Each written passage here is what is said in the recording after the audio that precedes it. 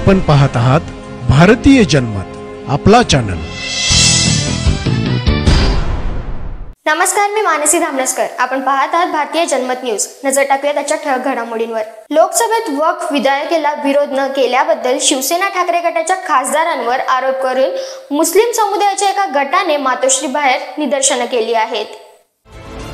लोकसभेत गुरुवारी मंजुरीसाठी सादर झालेल्या वक्फ विधेयकाला शिवसेना ठाकरे गटाच्या खासदारांनी विरोध न करता सभात्याग केल्याप्रकरणी मुस्लिम समुदायातील व्यक्तींनी शिवसेना पक्षप्रमुख उद्धव ठाकरे यांच्या वांद्रे येथील मातोश्री या निवासस्थानाबाहेर शनिवारी निदर्शने केली। निदर्शक हे भाजपचे दलाल असल्याचा आरोप करत मुस्लिमांच्या दुसऱ्या गटाने निदर्शकांना तेथून हुसकावून लावले। मुस्लिमांचे दोन गट आमने-सामने आल्यानंतर कलानगर वसाहतीसमोर काही काळ तणाव निर्माण झाला होता। आंदोलन करणारे 15 ते 20 व्यक्ती होत्या। आपण कोणत्याही राजकीय पक्षाशी संबंधित नसून सामान्य मुस्लिम आहोत, असं त्यांनी प्रसिद्धी माध्यमांना सांगितले। उद्धव ठाकरे यांच्या शिवसेनेला लोकसभा निवडणुकीत मुस्लिम समाजाने एकगठ्ठ मते दिली होती। मुस्लिम मतांच्या जोरावर ठाकरे यांचे मुंबईत 3 खासदार निवडून आले आहेत। मात्र जेव्हा लोकसभेत वक्फचे विधेयक मांडले गेले तेव्हा इंडिया आघाडीच्या खासदारांप्रमाणे ठाकरे यांच्या खासदारांनीही विधेयकाला विरोध केला नाही। त्यांनी सभागृहातून पळ काढला असा आरोप या मुस्लिम निदर्शकांनी केला आहे।